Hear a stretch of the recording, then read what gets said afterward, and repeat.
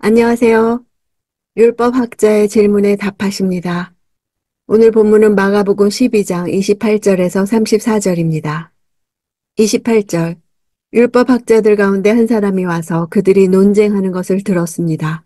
예수께서 그들에게 대답을 잘 하시는 것을 보고 예수께 물었습니다. 모든 계명들 가운데 어떤 것이 가장 중요한 계명입니까? 신약시대 율법학자들은 대부분 바리새파에 속했고 이들 대다수가 당시 권력기관이었던 산헤드린 공의회에 속해 있었습니다. 그런 율법학자들 가운데 한 사람이라 표현함으로써 이 한 사람이 바리새인 중에 니고데모와 같이 다른 율법학자들과는 다소 다른 성향의 사람이었음을 암시합니다. 그는 예수께서 사두개인들과의 변론에서 올바르고 합당하게 대답하셨음을 알았습니다.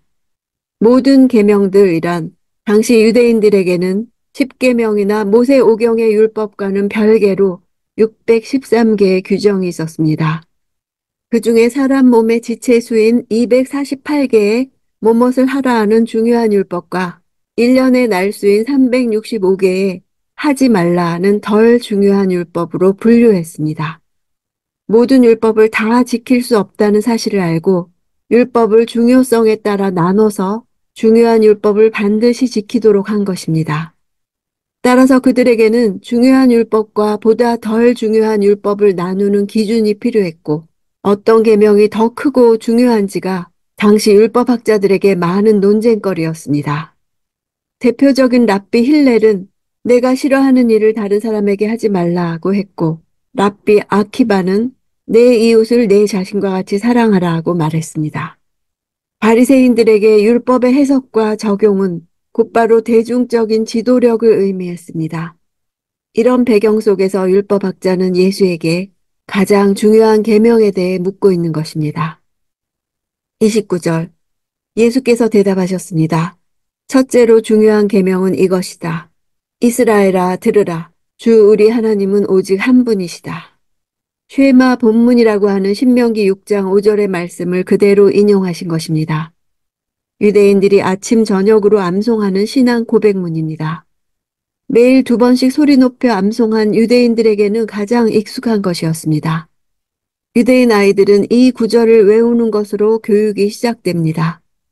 바리새인들은 쉐마를 문의 오른편 기둥에 기록하고 또 이것을 기록한 작은 양피지를 상자에 넣어 끈으로 이마와 왼팔에 잡아 매었습니다. 31절. 두 번째로 중요한 계명은 이것이다. 내 이웃을 내 몸과 같이 사랑하라 하는 것이다.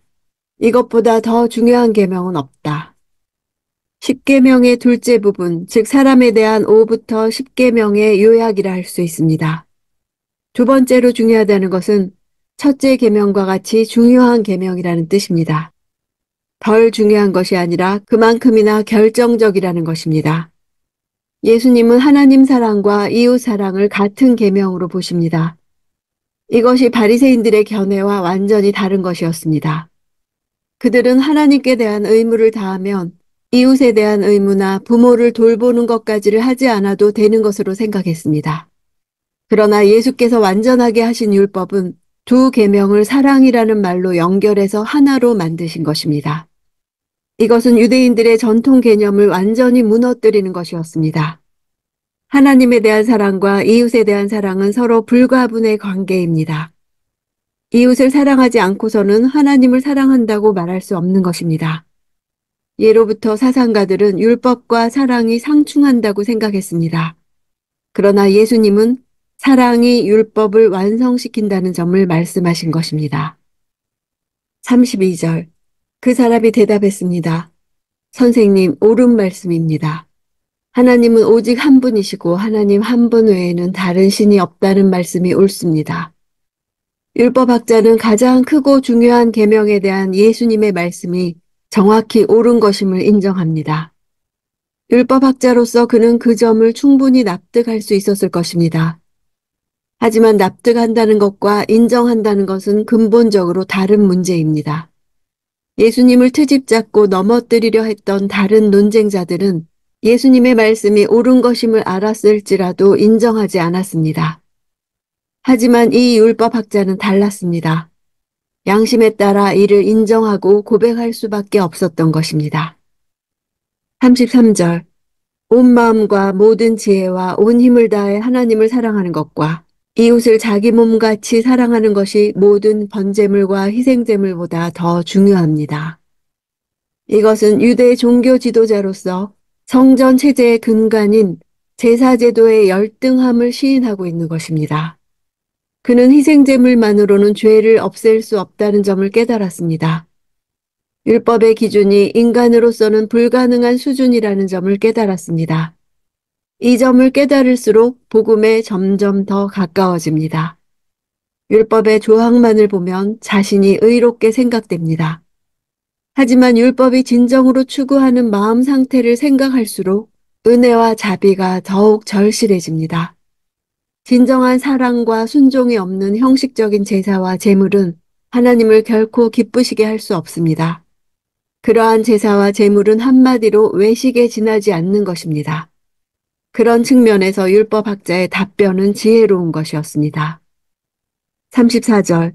예수께서는 그가 지혜롭게 대답하는 것을 보시고 너는 하나님 나라로부터 멀리 있지 않구나 라고 말씀하셨습니다.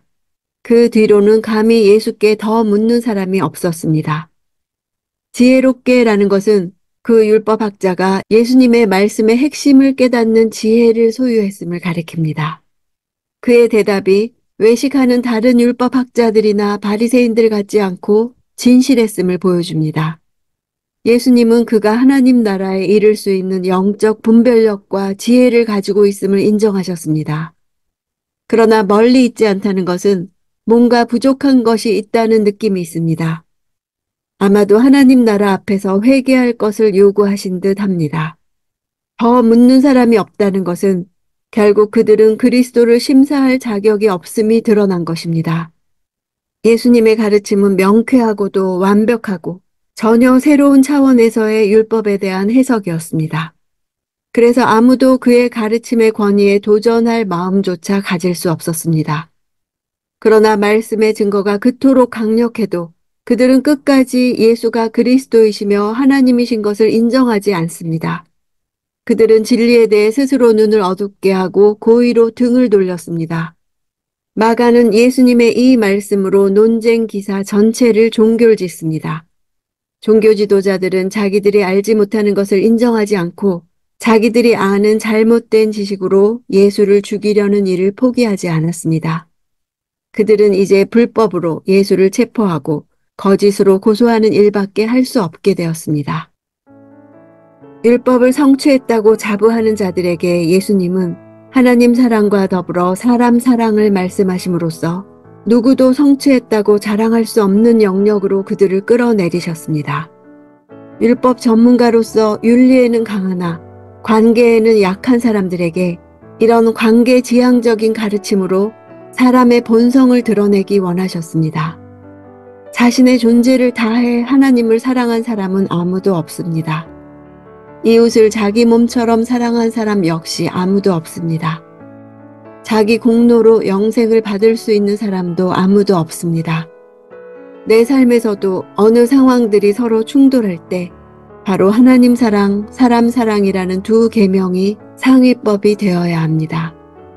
하나님 사랑이 뿌리라면 사람 사랑은 열매인 것입니다.